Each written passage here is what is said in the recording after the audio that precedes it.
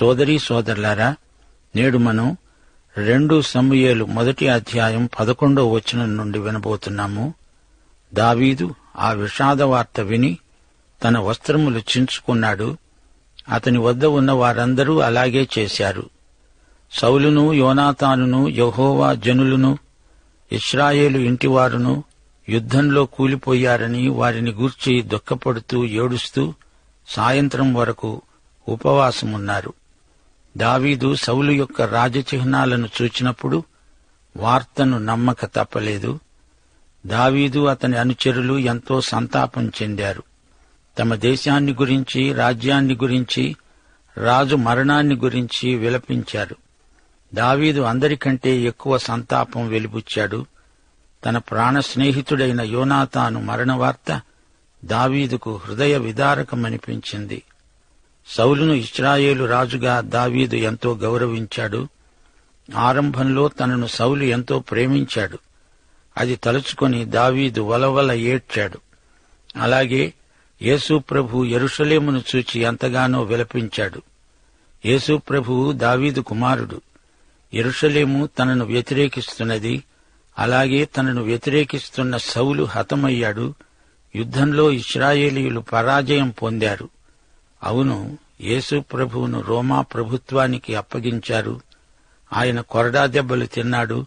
శిలువ మీద చనిపోయాడు. యేసు ప్రభువు యొక్క వేదన, రోదన ఎంత తీవ్రమో ఎవరు ఊహించగలరు? తరువాత దావీదు వార్త తెచ్చిన వాణ్ణి అడిగాడు, నీవెక్కడి నుంచి వచ్చావు? వాడన్నాడు, నేను ఇశ్రాయేలు దేశమున నివసించే అమాలేకీయుడైన ఒకని కుమారుణ్ణి. అందుకు దావీదన్నాడు, భయము లేకుండా యెహోవా అభిషేకించిన వానిని చంపడానికి నీవెందుకు అతని మీద చెయ్యి ఎత్తావు? యెహోవా అభిషేకించిన వానిని నేనే చంపానంటున్నావే. నీ నోటి మాటే నీ మీద సాక్ష్యం. నీ ప్రాణానికి నీవే ఉత్తరవాదివి, బాధ్యుడివి. ఈ మాట చెప్పి దావీదు తన వారిలో ఒకణ్ణి పిలిచి, నీవు పోయి వాణ్ణి చంపు అనగా అతడు వాణ్ణి కొట్టి చంపాడు. అప్పుడు దావీదు ఉపవాసమున్నాడు. నీవు ఎక్కడి నుంచి వచ్చావు అని అడిగాడు. అతడు అమాలేకీయుడని దావీదుకు తెలుసు. అతని మాటలు అబద్ధాలని కూడా దావీదు పసికట్టాడు. అతడు సౌలు పరిపాలనలోని పౌరుడని తెలుసుకున్నాడు. అతడు ఇశ్రాయేలీయుల మధ్య నివసించాడు. ఇతని తండ్రి యూదా ప్రాంతాలలో నివాసం ఏర్పరచుకుని ఉంటాడు. ఈ వ్యక్తి యుద్ధాలు జరిగే చోటికి వెళ్లి పీనుగ పెంటలో వెదికి ఏమైనా సొమ్ము దొరికితే అపహరించటం వృత్తిగా పెట్టుకున్నాడు. అయినా అతడు సౌలును ఒక రాజుగా గౌరవించవలసి ఉన్నది. రాజు ప్రాణాలు కాపాడవలసిన వాడు రాజును చంపాను అంటున్నాడు. అతడు చెప్పింది నిజము కాకపోయినా అతని మాటే అతనికి తీర్పు. యెహోవా అభిషేకించిన వాణ్ణి చంపకూడదు. ఏ పౌరుడు కూడా రాజును చంపే ప్రయత్నం చేయకూడదు. అట్టి ఆలోచన కూడా తగదు. దావీదు తన స్నేహితుడైన యోనాతాను మరణానికి ఎంతో దుఃఖించాడు. సౌలు యొక్క తతిమ్మ కుమారులు కూడా చనిపోయారని విన్నాడు. వారు తన బావమరుదులు. సౌలు వ్యక్తిగతంగా ఎలాంటివాడైనా యెహోవా చేత అభిషేకించబడినవాడు. అమాలేకీయుని సాక్ష్యం ప్రకారం అతడు కావాలని రాజును చంపాడు. దావీదు యొక్క శత్రువును చంపినందుకు తనను దావీదు మెచ్చుకుంటాడని ఆశించాడు. అయితే వాస్తవం వేరుగా ఉన్నది. నిజంగా అతడు సౌలును చంపలేదు. ఈ కథను కల్పించాడు. ఈ అమాలేకీయుడు దావీదును తప్పుగా అంచనా వేశాడు. దానికి తగ్గ శిక్ష అనుభవించాడు. 17వ వచనం, యూదావారికి అభ్యాసం చెయ్యాలని దావీదు సౌలును గూర్చి అతని కుమారుడైన యోనాతానును గూర్చి ధనుర్గీతం ఒకటి రచించి దానిని బట్టి విలాపం సలిపాడు. అది యాషారు గ్రంథమందు లిఖించబడింది. ఇది విలాప గీతం. ఇది మృతవీరులను గురించిన పాట. దావీదు ఉద్రేకం పట్టలేకపోయాడు. ఈ పాటలో యోనాతానును ప్రశంసించాడు. సౌలు పరాక్రమాన్ని కూడా ఎంతో పొగిడాడు. సౌలు బలహీనతలు మరిచిపోయాడు. ఇప్పుడు సౌలు అతనికి శత్రువుగా కనపడటం లేదు. సౌలు గొప్ప యోధుడు. తన రాజ్యం పక్షాన పోరాడి ప్రాణాలు కోల్పోయాడని అతని మంచి లక్షణాలను ఉగ్గడిస్తున్నాడు. ఈ పాట యూదావారు నేర్చుకోవాలని దావీదు కోరిక. ఇది ధనుర్గీతం. సౌలు బాణం గుచ్చుకొని గాయపడ్డాడు. ఎవడో విలుకాడు బాణం వేశాడు. అందుచేత యూదా పిల్లలు ధనుర్విద్య నేర్చుకోవాలని దావీదు కోరిక. దావీదుకు ఒడిసెల వాడడం తెలుసు, ధనుర్విద్య కూడా బాగా తెలుసు. అందుకే ఇది ధనుర్గీతం అని చెప్పబడుతోంది. యోనాతాను మంచి విలుకాడు. బాణాలు సంకేతాలుగా వాడి ఒకసారి తనను తప్పించుకొని పొమ్మని హెచ్చరించాడు. యుద్ధంలో చనిపోయిన సౌలుకు గౌరవ చిహ్నంగా ధనుర్గీతాన్ని రచించాడు. మోషే గ్రంథమందలి పొద ఎలాగో ఈ గ్రంథంలో ధనుర్గీతం అలాంటిదే.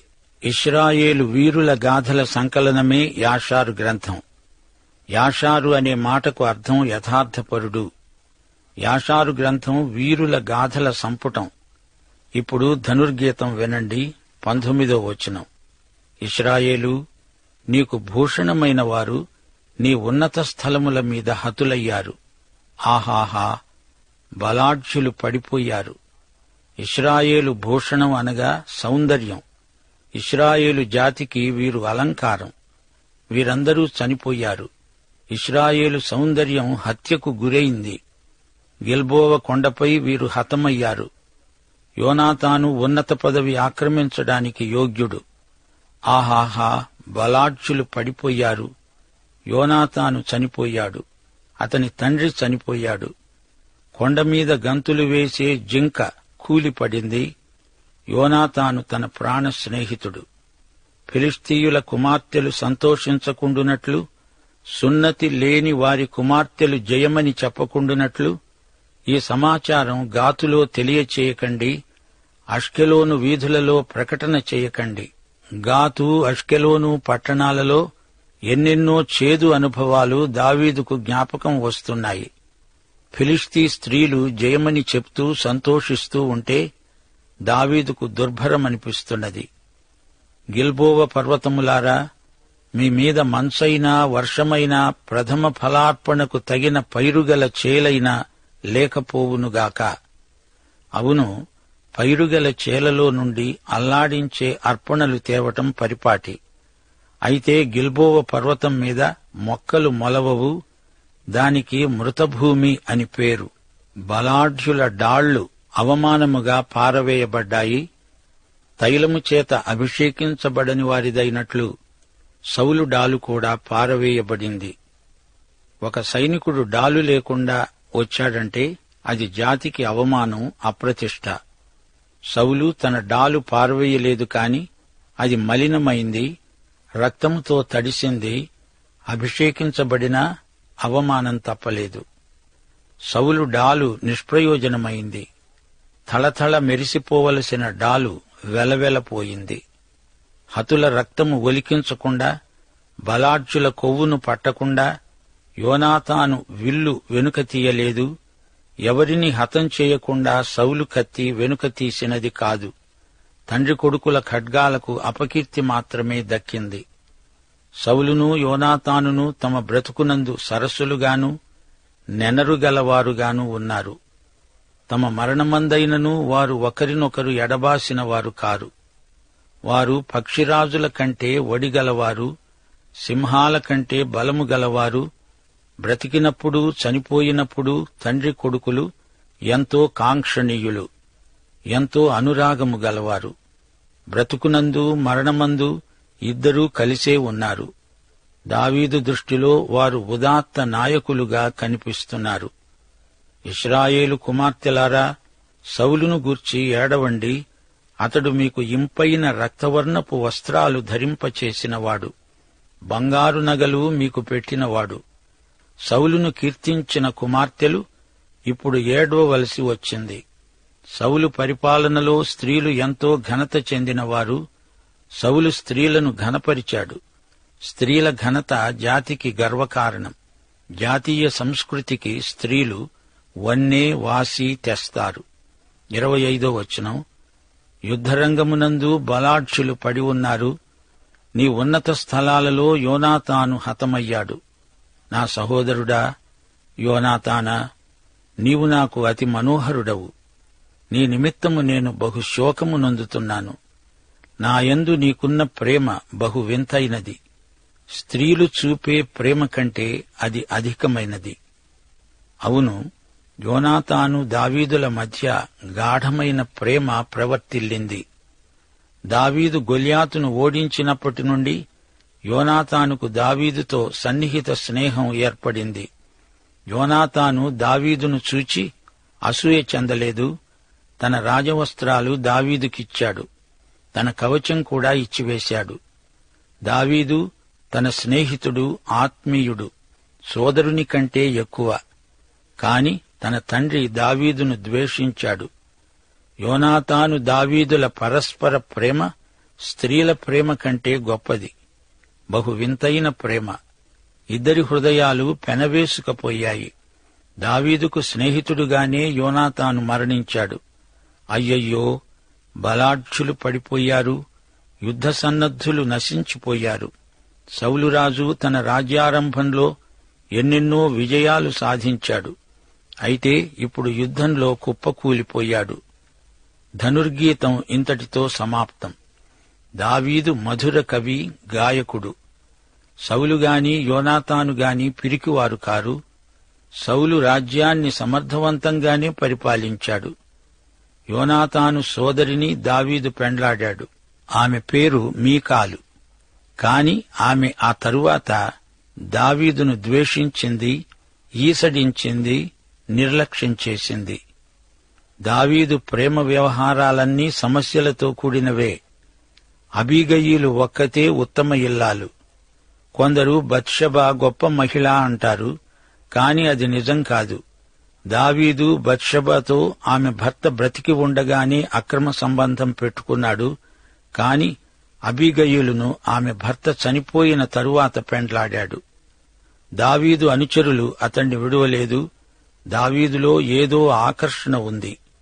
సోదరీ సోదరులారా, దావీదు తన ప్రియ స్నేహితుడైన యోనాతానును ప్రశంసించిన విధానమును గమనించండి. సౌలు కుమారులందరూ చనిపోలేదు. యుద్ధంలో పాల్గొన్నవారు మాత్రం చనిపోయారు. సౌలు చిన్న కొడుకు పేరు ఇష్బోషెతు. అబ్నేరు అతణ్ణి 11 గోత్రాలకు రాజును చేశాడు. అప్పుడు అంతఃకలహం మొదలైంది. దావీదు అబ్నేరును జయించాడు. దావీదే 12 గోత్రాలకు రాజయ్యాడు. దావీదు మొదట హెబ్రోనులో ఉన్నాడు. ఆ తరువాత సీయోనుకు తన నివాసం మార్చుకున్నాడు. సోదరీ సోదరులారా, ఇశ్రాయేలు రాజ్యం దేవుని సంకల్పంలో ఎంతో ప్రాముఖ్యమైనది. ఉత్తరోత్తర దేవుడు తన రాజ్యాన్ని స్థాపించబోతున్నాడు. మొదట దేవుడు అబ్రహామును ఏర్పరచుకున్నాడు. అబ్రహాము ఒక కుటుంబంగా ఆరంభమై ఒక జాతిగా ఆవిర్భవించాడు.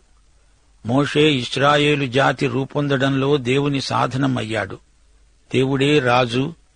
అయితే సౌలు ఇశ్రాయేలుకు ఇవ్వబడిన మొదటి మానవ రాజు. సౌలు తరువాత దావీదు, ఆ తరువాత సొలొమోను, ఆ తరువాత ఆ జాతికి పతనావస్థ ప్రాప్తించింది. అయినా ఒకానొక రోజు మెస్సియా రాజ్యం రాబోతున్నదని ప్రవచన దర్శనం తేటగా కనపడుతూనే ఉంది. మాకు రాజు కావాలి అని వారు సౌలునే కోరుకున్నారు. దేవుడు సౌలును నియమించినప్పటికీ యెహోవాయే రాజు అనే రాజ్యాంగ నినాదాన్ని మొదటి నుండి పునరుద్ఘాటిస్తూనే ఉన్నాడు. యెహోవాయే శిరస్సు, ఆయనే ధర్మశాస్త్ర ప్రదాత. యెహోవాయే న్యాయాధిపతి. ఇశ్రాయేలీయులు దేవుని ప్రజలు. ఆయన సజీవుడైన సత్యదేవుడు. ఈజిప్టు దాస్యం నుండి వారిని విమోచించాడు. వారితో నిబంధన చేసుకున్నాడు. ఒక మానవుడు వారికి రాజైనా అతనిపైన యెహోవాయే రాజు. యెహోవాయే ఆరాధనకు పాత్రుడు. అన్యజాతుల వలెగాక ఇశ్రాయేలు జాతి దేవుడు ఏర్పరచుకున్న ప్రత్యేక జాతి. విగ్రహారాధన ఏమాత్రము కూడదని నమ్మిన జాతి. యాజక రాజ్యం, అది పవిత్ర జాతి. ఆయన మాట వింటే ఆశీర్వాదం, వినకపోతే శాపం. యాజకులు, ప్రవక్తలు, న్యాయాధిపతులు, పెద్దలు, అధిపతులు అందరూ యెహోవా నియమించిన వారే. ఇశ్రాయేలు రాజు స్వతంత్రుడు కాడు. యెహోవాకు లోబడి పరిపాలన చేస్తాడు. దావీదు పరిపాలనలో రాజ్యాంగ చట్టమందు దైవరాజ్య భావన గర్భితమై ఉన్నది. దేవుడు ఈ భూమి మీద పరలోక రాజ్యం స్థాపించాలని సంకల్పించాడు. బైబిలులో మొదటి నుండి ముగింపు వరకు ఇదే ప్రత్యక్షం కనపడుతున్నది. పాత నిబంధనలో కొత్త నిబంధన ప్రవచన రూపంలో కనపడుతున్నది. విత్తనంలో మహావృక్షం ఇమిడి ఉన్నట్లు పాత నిబంధనలో, విశేషించి యూదా మతంలో క్రైస్తవం గర్భితమై ఉన్నది. యేసుక్రీస్తు అనే నీతి సూర్యుని కిరణాలకు స్పందించి ఆ విత్తనం మొలకెత్తింది. దేవుడు మానవత అంతటినీ ఉద్దేశించి చేసిన రాజ్య ప్రణాళిక క్రీస్తునందు ప్రత్యక్షపరచబడింది. పాత నిబంధనలో మెస్సియా వస్తాడని ముందుకు చూచారు. ఇప్పుడు మనము యేసు రెండవ రాకడకై ముందుకు చూస్తున్నాము. ఆయన వచ్చినప్పుడు దేవుని రాజ్యం స్థాపించబడుతుంది. ఇదే మన శుభప్రదమైన నిరీక్షణ. సోదరీ సోదరులారా, గమనించండి.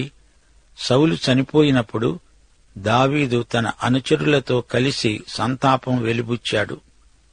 మన ప్రియులు మరణించినప్పుడు సంతాపపడడం మానవ లక్షణం.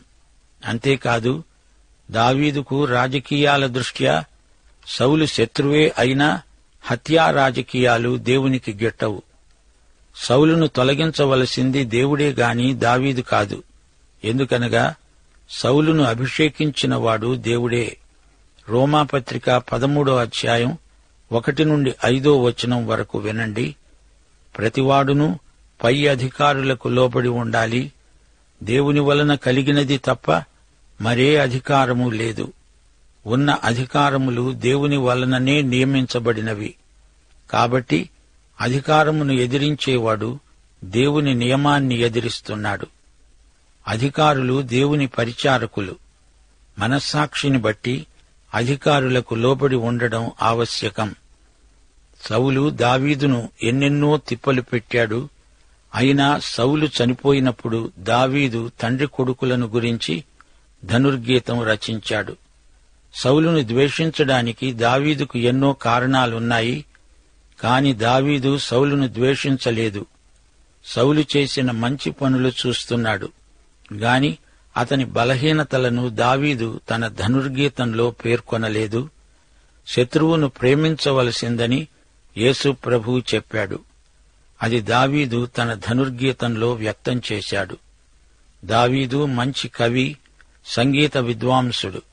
అతడు సితారా వాయించగలడు. ఆలయమందు ఆరాధనలో సంగీత ఉజ్జీవం తెచ్చినవాడు దావీదు. సోదరీ సోదరులారా, దావీదు లాంటి మనస్సు, విశేషించి యేసుకు కలిగిన మనస్సు మనము కలిగి ఉండాలి. పాఠం సమాప్తం. ప్రభు అయిన యేసుక్రీస్తు వారి దివ్యకృప, తండ్రి అయిన దేవుని పరమ ప్రేమ, పరిశుద్ధాత్మ యొక్క అన్యోన్య సహవాసము మనకందరికీ నిత్యత్వము వరకు తోడై ఉండునుగాక. ఆమేన్.